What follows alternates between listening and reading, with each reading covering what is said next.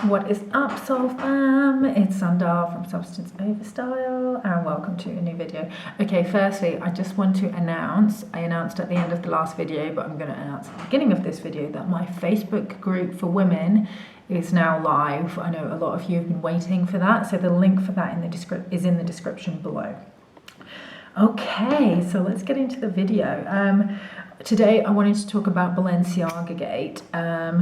Because quite a lot of details have emerged since I recorded the last video talking about it.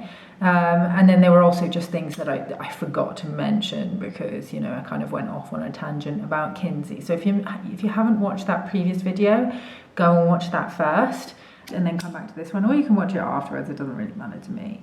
Okay, so we're lighting some copal incense. Look at this beautiful hand-rolled incense stick. I bought it from the market here. It smells so good.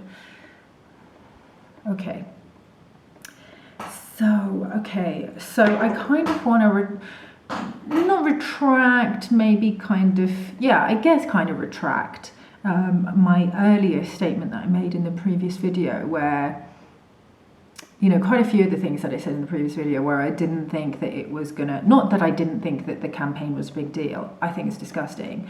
And those of you who know me and who've been following my channel for a while know that I'm no stranger to this stuff. I've been researching SRA and elite CSA for many years now, and I've spoken about it in several videos over the years.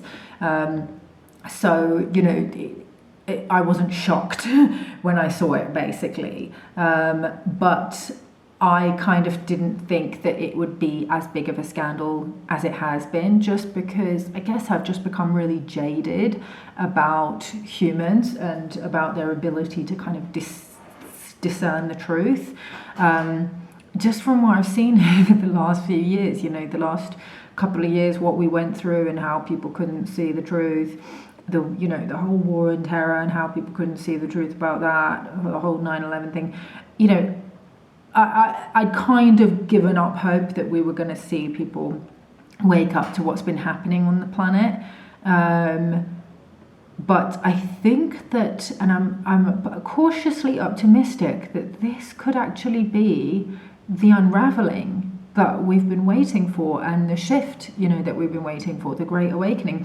Emily, my mentor Emily Joy Harris, if you're not following her on Facebook, please do. She does amazing videos with her husband Aleo. They did a video recently talking about Elon Musk now taking over Twitter and how this is going to be a shift in the narrative, because they believe, and I believe as well, that Elon Musk is working for the White Hats. Obviously, I don't necessarily believe that the White Hats are these great big heroes. I think that they have their own agenda, but they are doing good work, you know, taking out, you know, the deep state. So, you know, if you're new to my channel, then you might not know some of the context of what I've been talking about. You know, stick around, welcome, watch some previous videos, because I don't want to go into too much detail about all of that. But I do want to talk about the whole Balenciaga thing, because, yeah, it's really like, I very much underestimated how appalled people would be about this, and I've written down some notes as well. So if I keep looking down, it's because I'm looking at my notes, because I want to make sure that I don't forget anything like I did in the last video. So this is, yeah, a much bigger deal. The content creators, I kind of thought that, you know, it would get dismissed as like another far-right conspiracy theory, much like the Italian food that is a round bread with cheese and toppings on it gate. Don't mention the word, please, in the comments. I'm not going to be mentioning the word because it's one of the words that, you know, YouTube will use to censor your videos. So I thought that people would dismiss it like they dismissed that, even though there's plenty of compelling evidence in the WikiLeaks emails, the Podesta emails, to show that there's kind of no smoke without fire where that is concerned. And those of us who've been researching this for a really long time, we know that it didn't start with Italian food gate. You know, I've known about this before that even became a thing. You know, I started researching it maybe about 10 years ago, one of my friends in Bangkok, who was, very well, he was a deep diver, a truth seeker, he was the one that first told me about it. And then I started researching it more. And then a photographer I knew in the industry, she kind of moonlights as a citizen journalist for, I think it might be the Light newspaper in the UK, which is a kind of truth seeker newspaper, and they were reporting quite heavily on it and interviewing SRA victims. So I'd been looking at the testimonies of, people like Jeanette Archer, other people that had been featured on John Wedger's platform. And if you don't know who John Wedger is, he is a police whistleblower. He was working in the child protection unit in the Metropolitan Police, and he was coming up against massive resistance when he found that he was getting really, really good at solving some of these crimes and kind of revealing a hidden underbelly of very, very elite players who were involved in trafficking of children and CSA. So he's kind of a whistleblower on how the police were complicit in that. And Jeanette Archer has talked about how police were complicit in her abuse. Another person that you can look up is Annika Lucas, who has named some of the European royals as complicit in her abuse. So this is all stuff, background that people need to research when diving deeper into this stuff, because, this Balenciaga thing is just the tip of the iceberg. Now, another thing that I said that I kind of want to add a caveat to or retract, I was just like, I don't think that they're necessarily, doing this deliberately showing you what they're doing. I think that they just let slip who they are. I now think, after more details have emerged, that yes, they are deliberately showing you what they're doing. They're being extremely brazen, and I'll talk about that a little bit more throughout the video. I want to just add one little note. I've seen a lot of people sharing this picture of the Balenciaga stylist Lotte Volkova walking down the runway wearing red latex and then carrying 2 red latex babies. That is not Lotte Volkova. Curious Light, who did the Twitter thread, that was like the header image, and a lot of people have not done their due diligence and properly researched, everything. And they've been using that image as Lotte Volkova. That poor model, whoever that was, I mean, obviously I know that the show is problematic and the design choice was also problematic in that particular runway show, but that model is not Lotte Volkova. So, I do feel a little bit bad for her that her image has now become associated with such a heinous thing. But people should stop using that image and just use the image of her eating the thing with the cannibal water, because she's vile, let's be honest. The fact that, her and her clan, Demna and her husband, Albert Adam, are satanic is now really, really undisputed, even by people in the mainstream. I mean, I've been watching a lot of videos from content creators on YouTube, and people who have never dealt with any kind of conspiratorial content are all over this. They're looking into the symbolism. They're saying that these people are openly satanic. So yeah, I really feel quite confident that this is the unraveling that we're hoping for. They're also making links between mainstream fashion content creators are drawing the links between the Balenciaga team and Epstein, which is through Rachel Chandler, who is a casting director, who scouted models for the Balenciaga show and many other shows as well. And she was also a procurer for Epstein, along with Ghislaine Maxwell. So some very, very problematic associations there. Just Balenciaga has totally bungled this whole thing. In fact, I think that they're being extremely brazen.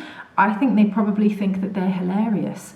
And look how much we can get away with. Look at how stupid these people are. If you need to understand more about the satanic mindset and how they think, I definitely highly recommend, if you haven't looked into Mark Passio's work, that you do so now. Okay, Mark Passio is one of the top truth seekers. For me, he is like one of the best spiritual teachers out there because of the way that he's able to break down natural law, universal law, moral law, karmic law. But his history is actually as a satanic priest. He used to be a satanic priest in the Satanic Church, in the Church of Satan. So he's extremely well qualified to educate people on Satanism. And now he speaks out against Satanism and warns people about the satanic and the dark occultist agenda, and explains quite brazenly how many people are involved in it who occupy high positions of power and influence within our society in all industries, not just the fashion industry, not just Hollywood, in politics, in medicine, pharmaceuticals, in arms, obviously, arms, defense, in the justice system, the police system, politics, obviously, I think I've said politics, but yeah, like charities and NGOs, they are all infiltrated. And he goes into their mindset about how they kind of call the average population useless eaters. That's a term that they use a lot. He also talks about how they call them unbeguns, which I have also used that term as well, because over the years I have become extremely frustrated seeing the way that people will side with these evil agendas and evil psyops that these people have been trying to control humanity and farm humanity with, and going along with the agenda and policing people who speak out against it, who only have the public's best interests at heart, okay? Calling us anti-Vs, conspiracy theorists, blah, blah, blah, just because they cannot see what we can see. Because we are occultists, we are deep divers, we have dove into the shadows to understand what they're doing, why they're doing it, how they do it, and looked at all the spiritual and multidimensional and occult. Occult just means hidden, right? Okay, it doesn't mean anything evil. The hidden aspects of why they do certain things and the symbolism and what it means and how they benefit from it. So we're able to see things that the average person who hasn't dove into these subjects, these more esoteric subjects, cannot see. So that's why those people, muggles or normal mainstream people who are not occultists, who have not, studied esoteric wisdom, are referred to as unbeguns, because they have not begun the process of awakening and diving into the esoteric, the hidden, the hidden laws of how the universe operates. So I think that, with Balenciaga's response to the controversy, I think that they were laughing at us. I think they were laughing at, the average person, at the unbeguns, and seeing how much they could get away with. Because when the outcry happened, they apologized, removed the images of the children holding the bondage bears, and then replaced it with another photo of a child not holding a bondage bear, but the bondage bear was still in the picture, and in the style of that particular photographer. He'd done a series of portraits of children around the world, with their prized possessions, their toys and stuff like that. And it was not creepy or anything. It was a very kind of sweet, very interesting comment on, on children and on possessions, on consumerism, on, materialism in the Western countries versus, some of the more developing countries. So in that particular photographer's style, the assumption is that bondage bear belongs to that child. Not only that, they also had a roll of tape with Balenciaga with 2 A's. Now, if you translate Balenciaga from Latin into English, it literally translates as Baal is the king. Now, Baal is obviously a pagan deity. I think he's interchangeable with Moloch. Some say that he's interchangeable also with Satan. Satan is not actually a real entity, by the way, for those of you who haven't studied occult science. Satan is a title for, it's a position, basically. So some, basically will correlate Baal or Moloch with Satan, that they occupy that title. They're definitely satanic because both of those deities, who were featured on a lot of Volkova's Instagram, by the way, require the sacrifice of children. So yeah, it's pretty clear what they're alluding to. It's not. I don't buy anybody who's saying, "Oh, it could have been a spelling mistake," because I've worked in the fashion industry for 20 years, nearly 20 years. Okay, I'm really well versed with advertising campaigns. Every aspect of a photo shoot, is considered, okay? Especially, some kind of still life or where there's props like that, they will, what's the word? Everything is chosen with meticulous detail, okay? And this is something that all the other content creators who are commenting on this know, and nobody is buying their explanation, especially when it comes to the Adidas accessories campaign, where they had the Supreme Court filing on free speech and child porn. They were like, oh, we're suing North 6, the production company, for including unapproved items. They've now retracted that statement because North 6 and Nicolas Desjardins, the set designer, have said y'all were all on set, so you approved it. And how can you even? We're not publishing the image directly to your social media or to your website. Somebody in your company has approved this, and not just that, but nothing happens on a photo shoot without the approval of a client. Okay, I've been on many advertising sets. They will even literally send a picture of the styling outfit that you're wearing with exactly the right number of folds in the scarf, and take a picture of it, and the client has to approve it, and it has to be exactly how the client has approved it, okay?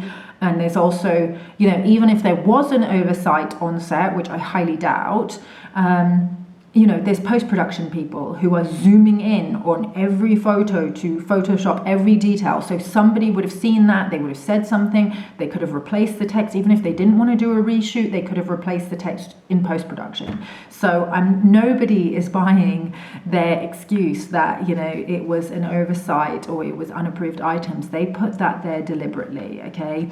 Now, obviously, people know that I have a background for being very conspiratorial.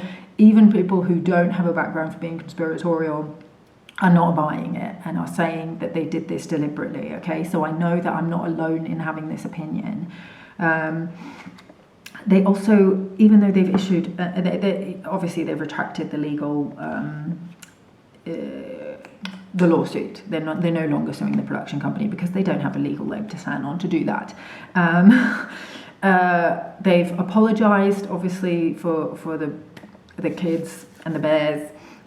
They've apologized for their documents, but they haven't addressed the book. So even after people complained about that next image that they posted, they're like, hey, there's still a bondage bear. Why have you got a roll of tape with Balenciaga? And there were also drawings that the kid had done in the background of demons. Why would it, they have specifically, intentionally put those there, okay? Because they obviously, just judging by their Instagram accounts, the team obviously think that being satanic is cool. They probably are actual Satanists.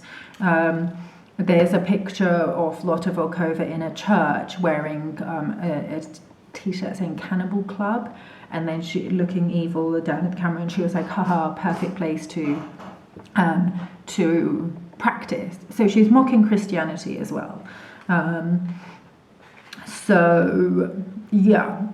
I probably thinks nothing of that because our society has become so atheistic and so anti-organized religion, which, I understand religion has a lot to answer for, but people think it's funny to kind of mock people's religions. So, I don't really think it's funny to mock people's religions. I understand why people have a problem with organized religion, but I still don't think it's okay. Yes, so they never addressed the books. And the books in the background, after they removed any campaigns featuring children, they then put up, the campaigns which have of an adult, which then have weird books in the background. So, the Cremaster Cycle, which is a weird art book, and also I think a series of films featuring a guy dressed as Pan, who obviously has correlations with Moloch and Baal, and the word cremaster basically is, it basically alludes to, the cremaster cycle is basically a cycle of arousal and ejaculation. So they're obviously finding this weird, creepy, satanic imagery sexually arousing. And then Boromans, what was the name of the guy? I should have written down his full name. John Boromans? I can't remember now. But the other art book was, featured an artist. It wasn't the same book, but the artist has done some very, very disturbing portraits of children covered in blood, holding dismembered limbs, playing with dismembered limbs. Other pictures of people appearing to engage in cannibalism. Other pictures of people in hoods.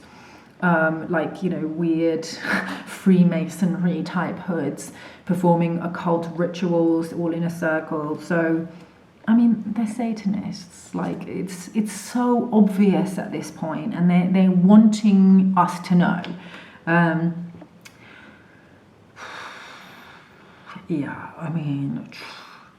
The brazenness is just, it's really telling. Like, they're mocking us. So, yeah, and then people started digging into their previous campaigns, and this one's really, really telling. I mean, they just, they think that we're idiots, and they think that we're stupid.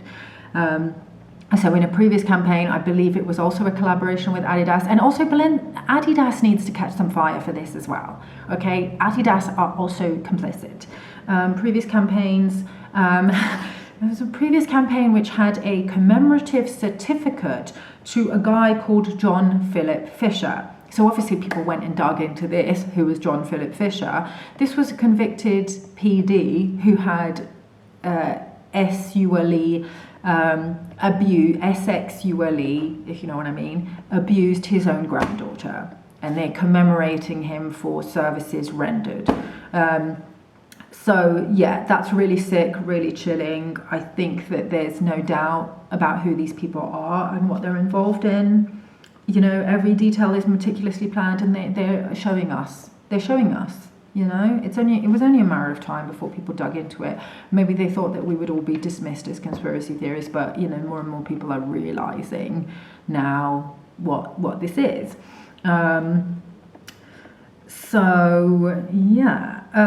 Also, a lot of people have said, okay, Hollywood is silent, all the models who've worked for Balenciaga are silent. I'm just going to make a little point about that. In their defense, they can't legally defame or bring disrepute to a brand that they have an ongoing contract with. So legally, they can't say anything. For the models and actors and actresses who do not have an ongoing contract with Balenciaga or Adidas, the fact that they haven't said anything is obviously very telling. Yes, Rachel Chandler I already spoke about. Yes, and then Nicole Kidman's father. Somebody also mentioned in one of the other videos that Nicole Kidman, obviously truth seekers kind of already know this information, but normal mainstream people might not know that Nicole Kidman's father was accused of being a PD, of sexually abusing certain people. There were many accusers that came out and said that, he had done that, and he was being investigated for his links to a PD ring, and then he died mysteriously. I don't know if it was mysteriously or not, but he died while he was being investigated, so he was never found guilty. So those of you who have kind of researched like MK Ultra and SRA and kind of understand how these things work, this is something that a lot of the kids who then end up becoming famous, are born into, and, it happens to them from a young age. Their parents kind of bring them into it. Their parents probably had it perpetrated against them. So it's all very normalized. They're all very traumatized. And it basically causes trauma-based mind control. So it causes personality splits. So some of them are even memory suppressed. So they don't necessarily remember that they've been doing these things, engaging in these things, had these things done to them. It's all very sick. So people should definitely research some of the victims of SRA and what they're saying about it all, so that they can kind of understand how this has been happening and how it's been going on for actually a very long time, many generations. And why those involved don't speak up. And they're not just, a lot of the perpetrators are also victims as well, which makes it very kind of insidious. Also look up Donald Marshall. I know some of the stuff that he says is really, really out there, but, I believe that there may be some truth to what he's saying. Okay, yes, and another thing that I want to speak about is Ye. So I'm glad that I didn't speak about Ye before his Alex Jones interview, because now I don't have, I got no time for Ye right now. Like, he is, I don't think that the media has taken what he said out of context. I think he has gone too far. I think he said some really fucking stupid shit. Saying that he likes Nazis and Nazis have done some good things, and okay, the way I interpret what's going on with Nate, and he also has not denounced Balenciaga, he's actually come out in support of them, and he showed up on the interview wearing all Balenciaga head to toe, including the S&M hoods.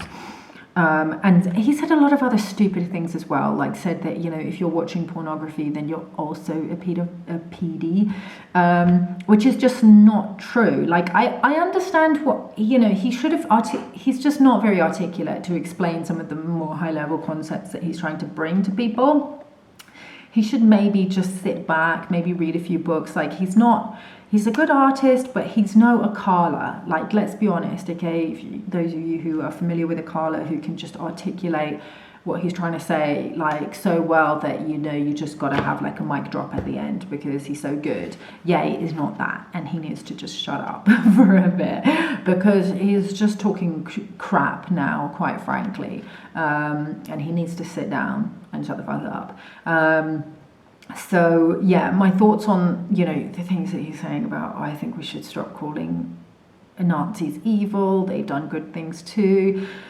I guess in a weird way, I can understand the point he's trying to make, in that, the US has also committed heinous crimes against black people and against Native Americans, and also other groups as well, Japanese internment camps, and people will still credit the US with the good things that they've done. Let's also not forget Project Paperclip, where the US basically took several Nazi scientists who would otherwise have been implicated in the Nuremberg trials for crimes against humanity and what they did to Jewish people. And they kind of brought them over, gave them immunity from prosecution, and these people were basically the grandfathers of the modern pharmaceutical industry in the US, and also just modern science in general.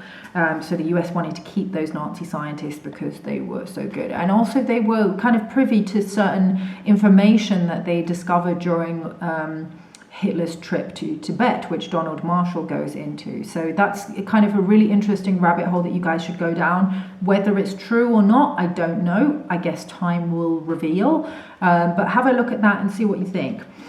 In terms of, all the stupid shit that he's saying, is he crazy? I think Ye is kind of waking up. He's going through an awakening. He's breaking his MK Ultra programming. And, awakening can be an extremely messy process. There's a lot of ascension traps and false light traps that people fall into when they are on the journey. Just to give you an example, I have a friend who is actually a pretty well-established healer. I'm not going to say her name. She's somebody who I respect dearly. But I remember, when we were kind of going through this process of awakening and transitioning from, whatever career we were doing in the creative industry to then, healing work. And she kind of, made a video where she was talking about some high-level spiritual concepts, and she was talking about from a higher level, that there is no wrong, there is no right, these are human constructs, even murder is not wrong, and that is just total false light bullshit. And I'm not saying this to be disparaging against her. I highly respect her, and I think she's very good at what she does. I'm just saying that anybody can get caught up in bullshit and saying stupid things sometimes, and thinking the wrong thing and getting caught up in ascension traps. And, it happens to all of us, on the awakening journey. So I kind of corrected her in that video, and she was very receptive to my correction. I wasn't nasty about it. I was just kind of like, listen, according to universal law, murder is wrong. There are clear definitions between wrong and right. It doesn't matter which dimension or which level you're operating at. Violating the free will sovereignty of another, taking their life, is wrong by definition. And I believe that applies to animals as well, which is why I'm vegan. I've talked about that in previous videos. So yeah, that's my view. I've yet to hear any justification or anything that will convince me otherwise. Okay, so I just want to wrap up that. I'm going to do the Q&A. Okay, so I got some really good questions today, so I want to thank you all for asking those. I did get one person asking me for my sex pic, who I immediately blocked. So just FYI, if anybody sends me any comments like that or DMs like that, you will be immediately blocked. Like, I have a very zero tolerance policy towards that kind of creepiness. Okay, Bar Egmont asks, how am I doing? I'm doing great. Yeah, thank you for asking. I'm great. I'm just kind of keeping busy with modeling, with castings, with, you know, creating content for you guys, with healing work, with building my healing business, all of that stuff. So yeah. Okay, Shaylee Minchie asks, how are the Mexican grids? My mum is mostly Central American indigenous. Okay, so I've only been in Mexico City so far. Definitely I find it lighter in some ways to the London grids, but obviously because, it's hard to say. Definitely there's something about the London grids that's deeply, deeply inverted and massive disconnection from the heart that I feel very, very strongly when I'm in London. Here in Mexico, I feel that less, but there's something else here that feels a little bit dark as well, and I haven't tuned into exactly what it is yet. Generally, I find Mexico City architecturally to be very beautiful.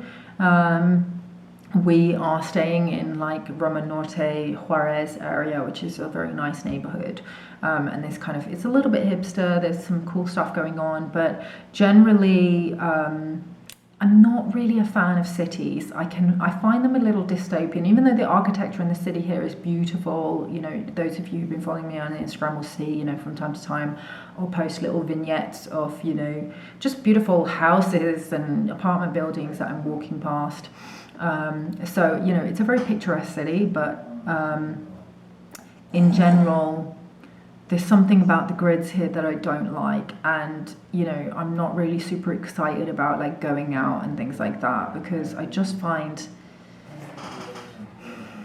I don't know, I feel like cities, people pay a lot of money to live in cities just so that they can earn a lot of money to live in the city, and I think now that a lot of businesses are going online, it's going to put less demand on cities. Obviously, with the Great Reset, you know, the World Economic Forum, they're trying to concentrate people into smart cities, and that's why they're trying to assimilate us with AI, because we'll be much easier to control if we're kind of living within cities, which is why I think it's really important for people to have less emphasis on cities and kind of, you know, develop their own, start to actually, you know, what's the word? Just start to build the new earth communities, sustainable communities and sovereign land. So yeah, we're thinking about moving out of the city. Obviously I will take a hit when it comes to modeling work, but that's okay, because you know, I kind of want to focus more on my healing work now anyway. So I'll have more time to focus on my healing work if I'm not kind of going to castings in the city all the time. So yeah, I'm at a decision point right now. So I can answer the question more fully when, either if I spend more time here in Mexico City, or, you know, if I go to other parts of Mexico and kind of tune into the grids, because obviously, you know, the grids in London, you can kind of feel really what's happening there when you leave London, because the UK has got this like beautiful, magical, fairy, elemental type energy. And as soon as you enter the M25, you can feel all of that getting inverted. And it was actually, I can't remember the film, it was just a clip that my boyfriend sent me. But some say that, you know, the M25 was actually a sigil, which was, you know, designed by Aleister Crowley, designed to kind of invert the grids there, and kind of feed them into dark, inverted systems. So yeah, I can't fully, I'm sorry, I can't fully answer that question yet. It usually takes me a little bit of time to really tune into the kind of grids in any place.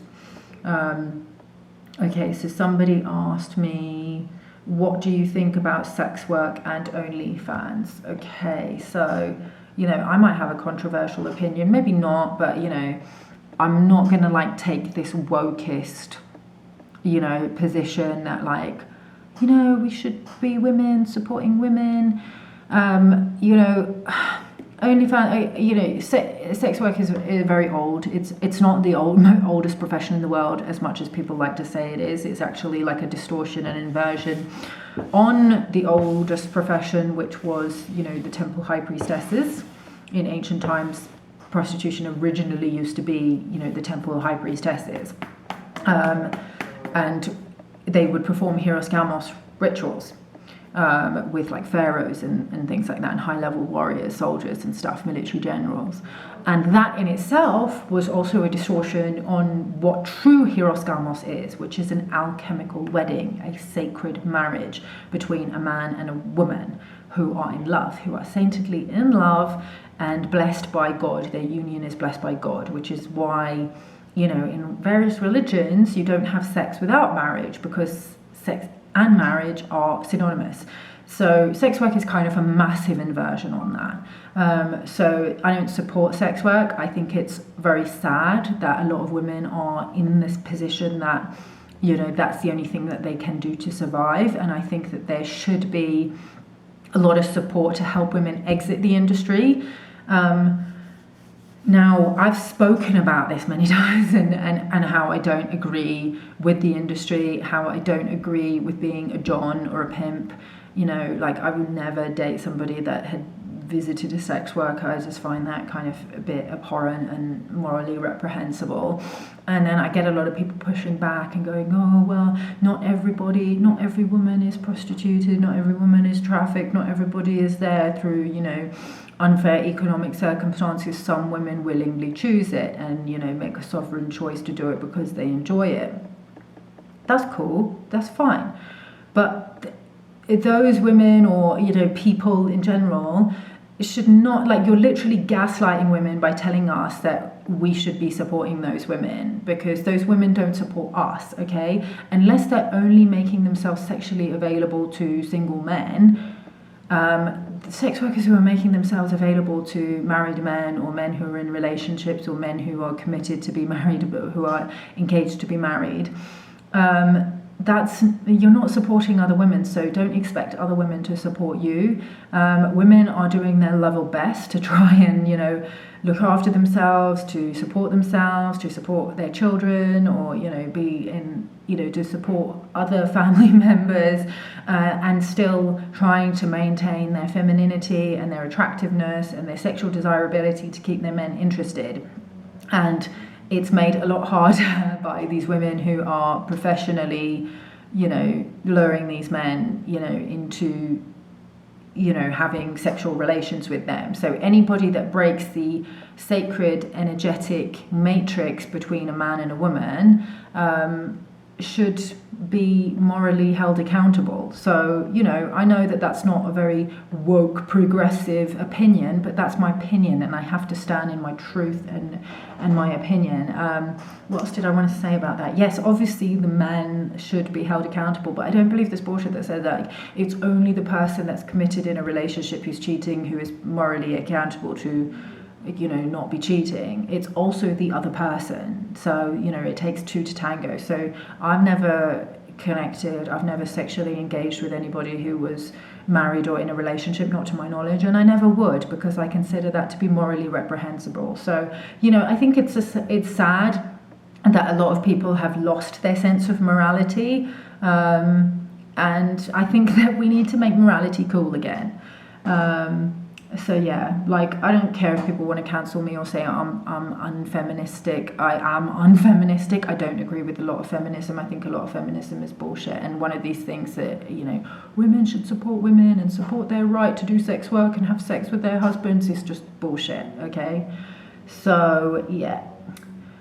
Spiritual truth about porn addiction and agenda behind porn. Okay, this is a good one. Okay, I've spoken about this in previous videos. Obviously, pornography is a tool used by the enemy, by the dark controllers, who want to corrupt humanity, because our sexual life force is so central to who we are. It's our creativity. It's literally our life force essence. So if they can corrupt and invert our sexuality, then it's basically been used as a tool to destroy the family unit. Now, in my last video, I posted a really, really good article talking about that. I will post it again in the description box below, okay? Because this particular author articulates it way better than I could, especially within the context of this video. I'd go off on a massive tangent, but I do believe pornography is part of this satanic agenda. And when you look, firstly, it's addictive. So, what starts off is just a little bit of like softcore stuff. You need to start watching more and more extreme stuff to then get the same hit. Gail Dines has covered this extensively. Go and follow her as well, okay? Like I said, even though I don't agree with a lot of feminist doctrine, I do like Gail Dines, and I do think that her work is very, very valuable.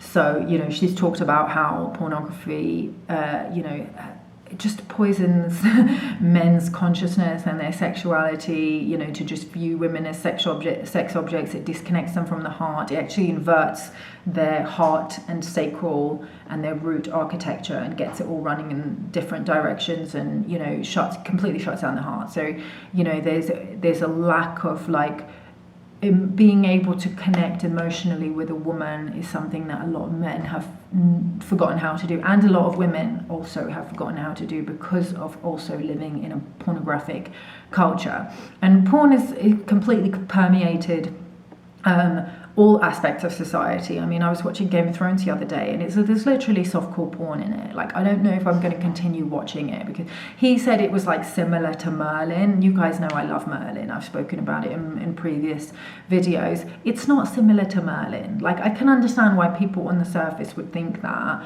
And a lot of the actors from Merlin actually went on to do Game of Thrones, but it's not got the same magic and occult stuff as Merlin. It's not got the same prophecy. It's not got the same Christ masculine story running through it. Obviously King Arthur as part of the Christ oversoul. I do believe maybe even Merlin was as well, especially the way that he's depicted in that show. I know that show is not necessarily accurate to the original Arthurian legend, but I really like the way that they've modernized it. The story, the relationship between Arthur and Guinevere is also a true divine union story that's very central to, Arthur's development into, the once and future king. So give that show a watch. It was amazing. But yeah, it's just been part of an agenda to kind of sexualize, not just to kind of treat, people, to invert our sexuality and, commodify it and to degrade it from something which is extremely sacred, and it's literally the portal through which we access God, okay? Your orgasm is how you access God. And invert it, so you can do it with anyone, and also it's part of an agenda to sexualize children as well. So like what Ye was saying in the Alex Jones interview, when he was like, oh, if you look at pornography, you're also a PD, which I don't agree with, but I can understand where he might be coming from with that, because 10 years ago, more than 10 years ago, the most popular category for pornography was teen porn. So, things like Tiny Girl Gets Destroyed, stuff like that, okay? And then after that, it moved on from from teen to then incest, okay? And when you look at our increasing rates of CSA and the fact that, you got 1 in 3 or 1 in 4 girls have been molested before the age of 13, I think it's 1 in 6 boys, usually the number one predator is somebody who is known to that child, who is a family member, who is a relative. Usually, most often, it is the biological father. And a lot of this can be traced back to porn. So obviously the people need to be held accountable. We can't blame it all on porn, but they've interviewed lots of sexual offenders, and 98% of them have all revealed that most of their crimes were inspired and influenced by pornography, that they were acting out things that they'd seen in pornography. So yeah, it's really, really dark. So I would recommend that, you know, if you're still consuming it, you kick the habit as soon as possible, and you learn how to integrate. If you're a man, learn how to integrate your own feminine energy, how to, you know, really alchemize your sexual energy so that you can come into divine union with a woman, because sex when you're in divine union is like, you will not want to ever have sex with anyone ever again. Like the thought of you know, having sex with somebody that doesn't love and honor you just becomes actually quite disgusting and quite repulsive. So yeah, not to like place any judgments on anybody who's not there at that point. I'm just telling you where I am now after being on a Heros Gamos journey for several years now. The thought of being intimate with anybody other than my partner is just horrendous, to the point that even when we were physically separated, those of you who've been following me for a while, we were physically separated, not emotionally separated, but physically separated over the whole pandemic because of COVID, travel restrictions. We didn't see each other for 2 years, okay? And I was not physically intimate with anybody else during that time. The thought of doing so was absolutely abhorrent to me. Even when there were 2 brief breakups that we went through, I still couldn't be intimate with anybody. So yes, Natalie Dar asks thoughts on Andrew Tate. It's so sad to see so many young men supporting him. Yes, okay, I do not like Andrew Tate. I said in the last video, I do not like that person at all. I understand how, you know, I think it's interesting that he's become so massive and so popular with young men, because he is red pilling them, you know, he is kind of awake. But until I see him denounce, you know, his past and his history as a pimp and a pornographer, and, you know, talk about and repent for making money from pimping and prostituting women, I'm not gonna have time for him, and I don't want a bar of him. Like, I don't think that we should be giving cookies and medals to people who are stating the obvious. There are plenty of people, men out there, who are much better role models, who are saying the same things that he's saying. You know, Emily's husband, Aleo, on Facebook, he's Malachi Aleo Azure. On Facebook is saying a lot of the same stuff, but without the problematic history that Andrew Tate has. Mark Passio is saying much more compelling stuff, and obviously he has a problematic history as a satanic priest, but he has denounced and repented and speaks out against the satanic agenda now. If I see Andrew Tate, you know, repent for the things that he's done and then actively start educating and warning people against that kind of thing, then, you know, I'll maybe change my opinion about that. But I haven't seen that. Maybe I'm misinformed. Maybe I haven't seen enough. You know, if I'm misinformed, by all means, you know, if you support him and you've seen him denounce that and speak actively against, you know, his past as a pimp and a pornographer, then, you know, I will change my position on him. But for the time being, I don't like him at all. Okay, so yep, that's all I'm gonna say for today, and thank you so much, guys, for asking those questions. If I get any more questions, then I will add them to next week's Q&A. Join my Facebook group. I'm also gonna do, once I get a few people in the group, maybe like 20 or 30, I will do a live just to get things going. We can talk about anything to do with Heros Gamos, Sacred Union, alchemy, ascension, quantum field work, Kriya yoga, like all of the things that I talk about. You know, whatever you want to talk about, I'll do a poll in that group, and we'll do a live, you know, with a live Q&A. It'll be really fun. We can hang out, and yeah, just to get things going. So join that group, and yeah, say hello in there, and I look forward to seeing you all in there. Not you all, just the girls. Okay, peace out. One love. Bye.